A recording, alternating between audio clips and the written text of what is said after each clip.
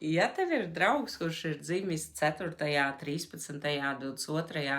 vai 31. datumā, tātad apziņas skaitlis 4, tas nozīmē, ka tu esi iegūst cilvēku, kuram vienmēr ir pilna galva ar idejām, plāniem, ko kā varētu, un ka varētu tā, un varētu vēl šitā, un varētu arī tā, un ka tas būtu kruta, un šitas būtu interesanti, un mēs varētu darīt šito. Ar viņu vienmēr būs interesanti, nekad nebūs garlaicīgi.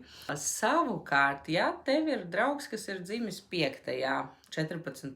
vai 23. datumā, tas arī ir savējais cilvēks, ar viņu vienmēr ir pietiekami jautri, interesanti un smieklīgi. Viņš no rīta pēkšņi var uzrakstīt, hei, braucam uz jūru vai uz otru pasaules galu, un vakarā teikt, man baigi patika tas, vai daram to vēlreiz, vai pazūdam vēl no šīs pasaules uz kaut kādu mirkli, uz kaut kurieni.